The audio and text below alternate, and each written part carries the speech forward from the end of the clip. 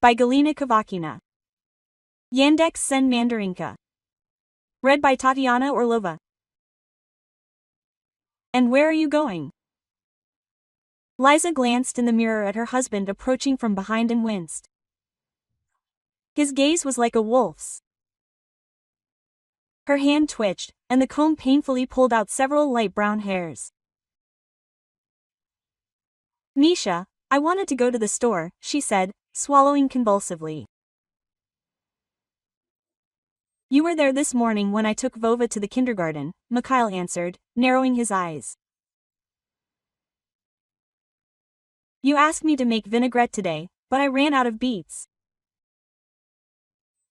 You didn't run out of beets today. You know that I often ask for vinaigrette. You could have bought some right away. Or did you do it on purpose, just to go out again? And, Lisa, my God, what kind of nonsense are you talking about? Yelizaveta, naturally, didn't dare say this out loud. Her husband stood so close and breathed so heavily that it took her breath away. Shouldn't I go? Barely audible, she said. Misha stared into his wife's eyes for half a minute, then slowly said, Let's go together. Just think first about what else you forgot to buy. Quote. Lisa walked silently through the shopping center next to her husband, who was carrying a bag of groceries, and thought about how much she wanted Misha's vacation to end soon. No, he's a good husband, he's just a real workaholic. He's tired of sitting at home doing nothing, and his nerves are starting to fray. But, frankly, this total control is starting to wear her down. Yes, of course, she has a tracker on her phone, and her husband can track her whereabouts at any moment.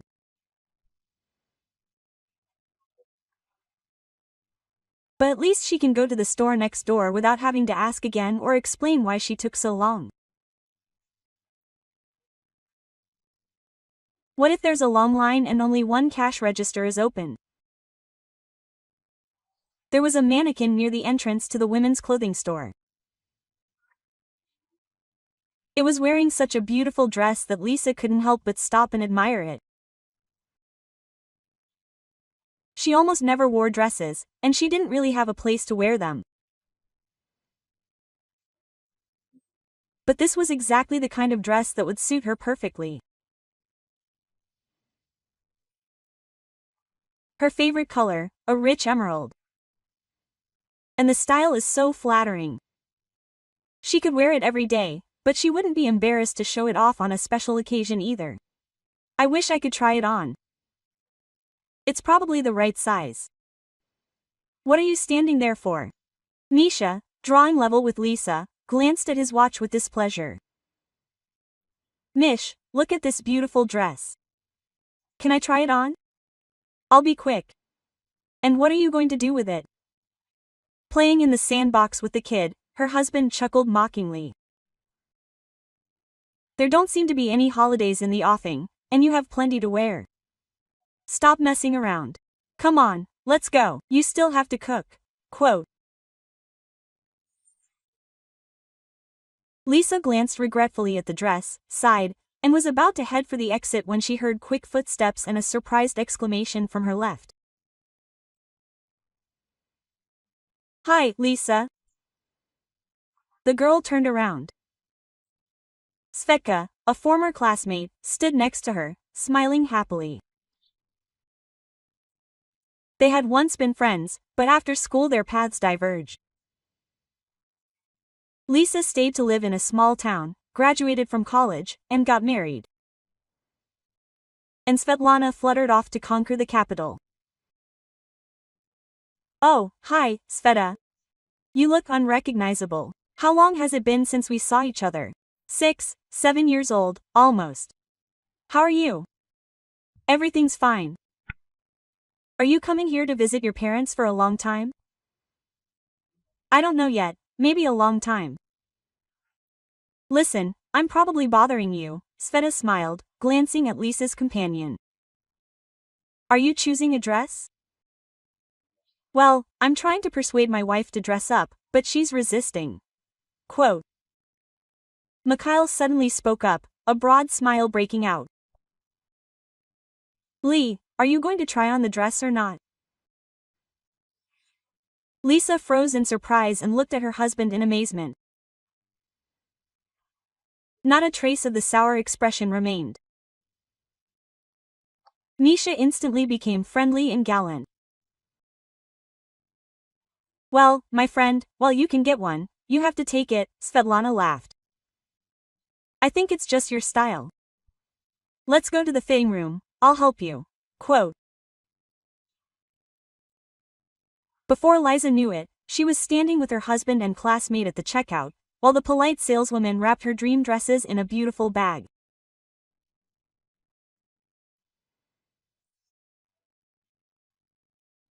The price tag was far from the cheapest, and she watched in surprise as Misha paid for his purchase, smiling warmly.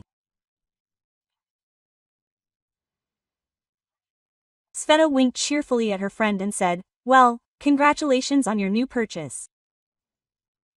Now I have to show off this dress. Listen, guys, I have to run. Fox, give me your number. We need to meet up sometime, have a chat. We haven't seen each other for 100 years. Lisa, confused, dictated her phone number to Sveta and looked back at her husband.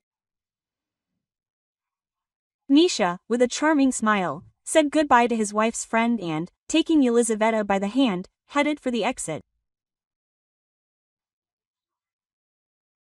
At home, the girl, trying on dresses again and admiring her reflection in the mirror, thought that she should thank her husband for such a gift. It seemed she was offended in vain. The man simply sat at home for too long, went out, took a walk, cleared his head.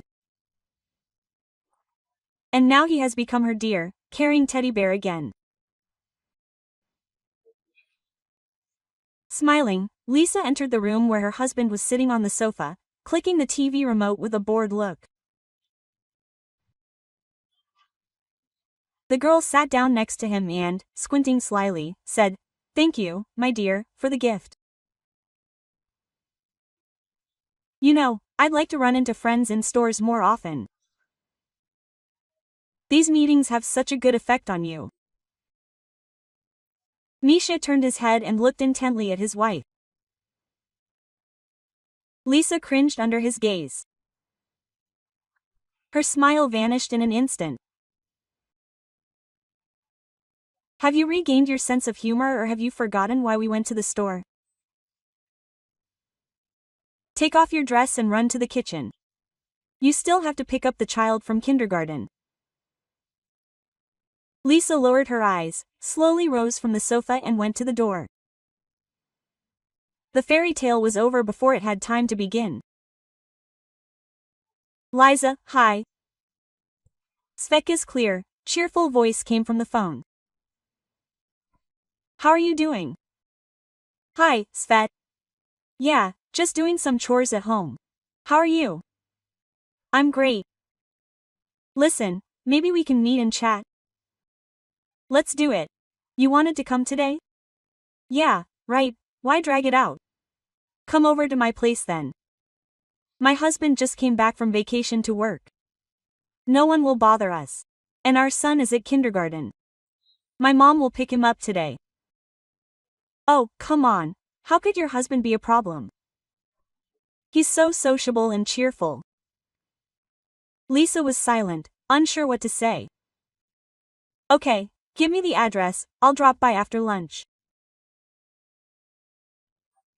It's nice here, it's spacious and the renovations are beautiful.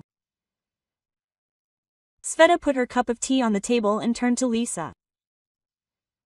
Renting? No, it's Misha's apartment. He's a great guy, of course. Listen, Lee, maybe we should have something stronger than tea. We could have some nice wine to celebrate such a meeting. We haven't talked for ages. Let's take a walk to the store. Oh, Sveta, I don't really feel like it. And Misha will probably be unhappy. Oh, stop slandering your husband. Let's go, let's go. I remember how you weren't so great at graduation. Svetka giggled and stood up. Come on, get dressed. Why waste time? We're only going to do a little at a time. Liza reluctantly rose from the couch. But really, what's the big deal? I'd only seen my friend once in 100 years. And then we'd be home anyway, not out for a walk. As she entered the building, Yelizaveta pulled her phone out of her purse to check the time. Their stroll through the mall had involuntarily dragged on. At first, the girlfriends couldn't decide whether to have red or white wine, and eventually decided to buy both, figuring it wouldn't be their last time seeing each other.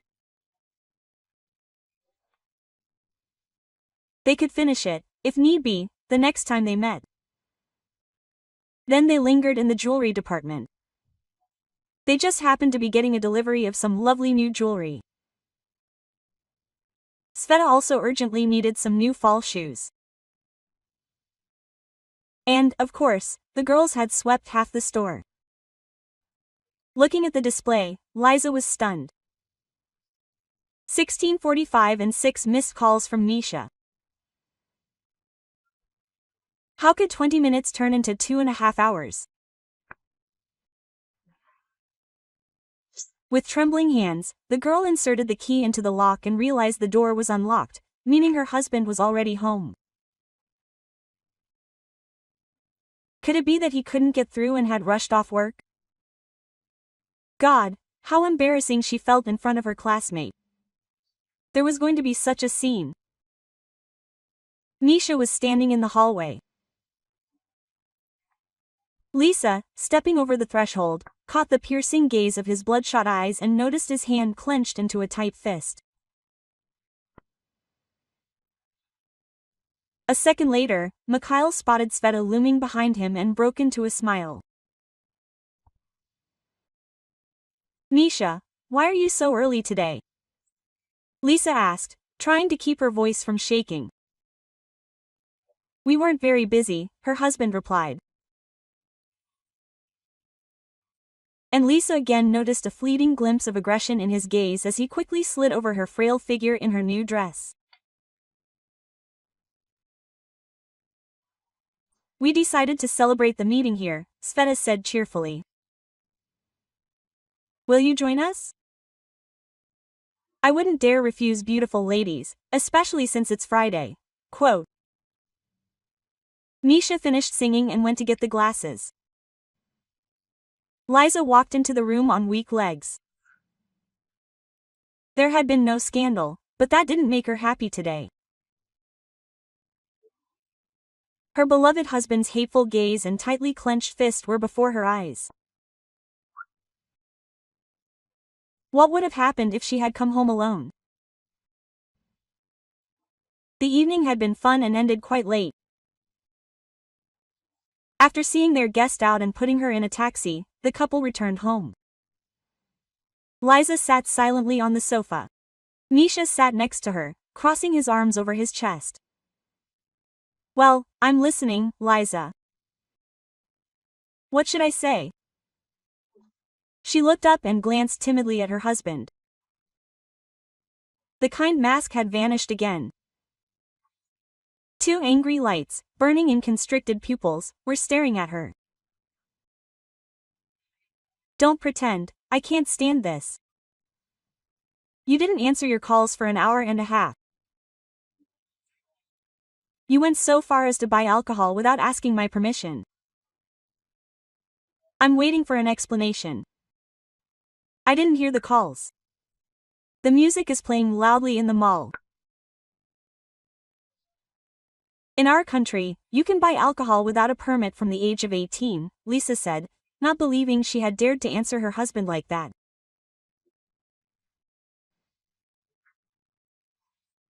Seeing Misha raising his hand, she squeezed her eyes shut, but no blow followed.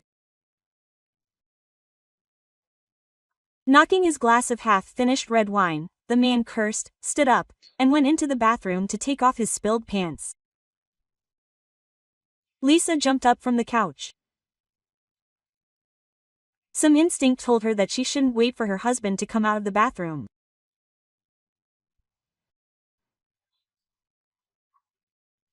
Grabbing her purse and phone, Lisa quickly shoved her feet into her sneakers, grabbed her windbreaker from the hanger, and, trying to open the lock as quietly as possible, left the apartment and closed the front door.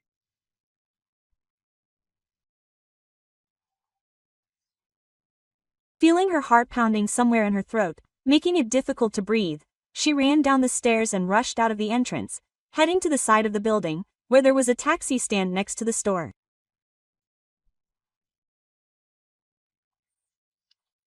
Jumping into the only standing car, Lisa leaned back in her seat, trying to catch her breath. She only calmed down when she stood at the door of her mother's apartment. "Lisa, you've gone crazy." Mom was pouring hot tea from the teapot into large, pot-bellied mugs. While Lisa, with her head bowed, sat on the edge of the kitchen corner at the table. She had to think of something, to run away from such a husband. From what kind of mom? From that golden Lisa. He earns a decent amount, supports you completely, doesn't push you to work, adores the child. What else do you need? "Mom, I wanted to work and I still want to, but Misha categorically doesn't allow me. It's like I'm in his slavery." "Do you even know what slavery is, my dear? You're living in clover, and yet you still don't like something." "He wanted to hit me, Mom. First of all, he didn't hit me. And secondly, well, think about it. Maybe he lost his temper for good reason. You have to be obedient with a husband like that. And anyway, the whole time I was with you, I never saw him treat you badly. You're messing around with nonsense. That's what I'll tell you." Quote. Lisa stared silently into a barely noticeable scratch on the table and froze. She came to her mother for support. But all she got was an accusation. "I'll call Misha now, tell him you're here, and you go ahead and think of how you're going to apologize." "No, Mom, don't," Lisa shuddered. "I'll go home myself now. It's night outside, almost 12. How will you go?" "Let me call anyway, I'll take a taxi." "Thanks for the tea, Mom. Kiss Vova for me. I'll pick him up on Sunday, as we agreed." Lisa left the entrance, dragged herself to the neighboring yard and sank down on a bench, exhausted. Tears ran from her eyes without stopping. She simply had no idea what to do. Just 2 hours ago, she thought that her mother would support and protect her, but everything turned out completely differently. Pictures from her childhood flashed before Lisa's eyes one after another. She remembered how her mother, when her father was still alive, she walked silently around the house, following the walls, trying not to catch his eye. He was the one who always made all the decisions in the house. Mom didn't dare contradict him and generally kept silent for the most part. Naturally, she hardly went out anywhere. And practically all her time was taken up with housework and raising her daughter. At the same time, Dad was very sensitive to Lizochka. Apparently, that's why she didn't attach much importance to the relationship between her parents. And only now, when her mother, wringing her hands, asked her to be silent and patient for the sake of preserving the family, the puzzle came together in her head. How long should she endure? Just as mom waited until dad died, until her husband died, so she might never get it. Liza shook her head and wiped away the tears. There was no other example before her eyes, but she no longer intended to live in eternal, patient silence. But what to do now? She had next to no money in her purse. Her husband only gave her enough for groceries, and even that was under report.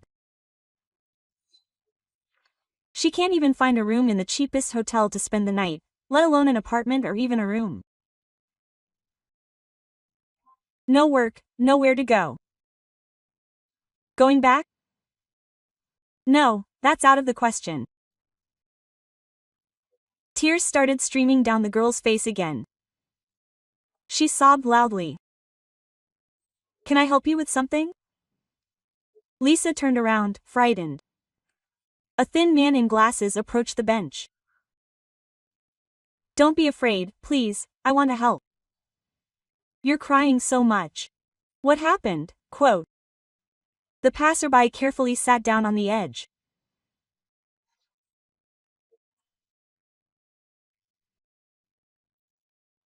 The girl looked into his big, kind eyes and, unexpectedly for herself, told this complete stranger everything. About her handsome husband, who turned out to be a real tyrant, and about her mother, who didn't want to understand her, and about how she had nowhere to go.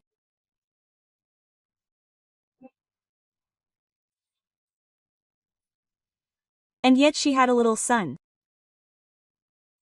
Well, that's a story. And how did you, Lisa, manage to get involved with this couch potato? The new acquaintance looked thoughtfully into the distance and said decisively, well, I see, it's impossible to sit on a bench all night, you'll freeze for a long time. Let's do it this way. I'm not inviting you over, so you don't get any bad ideas. You'll spend the night at a hotel tonight, and we'll think about it tomorrow. Catching the girl's confused look, the man reassured her. I'll pay, don't worry. Agree, now's not the time to be capricious. It looks like it's about to rain. Lisa felt awkward. But she simply didn't have the strength to argue. Besides, she had a terrible headache from worrying. Finally, she only asked, what's your name? Sorry, I should have asked right away, but my head is full of problems. Roman, can I just call you Roma? Good night, Yelizaveta, quote. Lisa got off the bus and headed home. She liked to get off one stop early on her way home from work, to walk a couple of kilometers, to clear her head a little after a long day. Walking leisurely down the street, she suddenly saw a familiar face. Sveta, hi. The girl startled and stopped. Hi, Lisa. Lisa looked at her classmate in surprise. They hadn't seen each other since then. Lisa knew that Svetlana married Misha 6 months after her divorce. But she hadn't had the chance to talk since. Just think, only 5 years had passed, and she still couldn't recognize her friend. She had been so cheerful, fit, and vibrant. And now Sveta was wearing a baggy robe and jeans, pale and hunched over. It was so hot, and she was wearing long sleeves. Sveta, how are you? What are you doing? Are you working? No, I'm not. My daughter is 3 years old. I'm rushing to pick her up at daycare. I still need to make dinner. Lisa, maybe we can talk next time. I have to run. Sveta raised her hand to push a strand of hair from her forehead. The sleeve had ridden up to her elbow, revealing purple burgundy bruises on her wrist. Catching her friend's glance, Svetlana quickly pulled the sleeve down and, muttering, "Bye," hurried around the corner. Liza slowly wandered toward home. "Lord, I'm so glad I decided to leave then," she thought, and immediately felt a sharp pang of pity.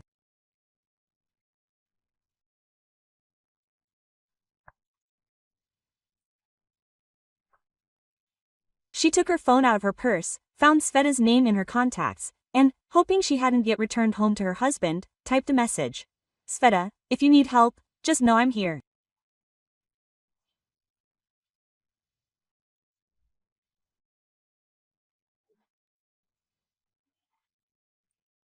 After sending the text, Liza took a deep breath of the crisp evening air and hurried home, where her two beloved men, her son Vova and her husband Roma, were already waiting for her.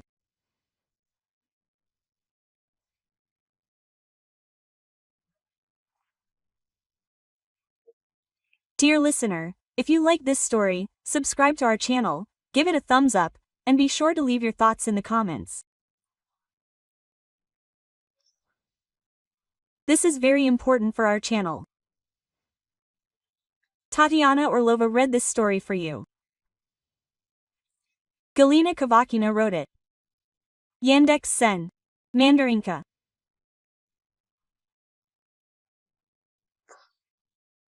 And I wish you all the best of health, a peaceful sky above your head, a good mood, and see you in the next story.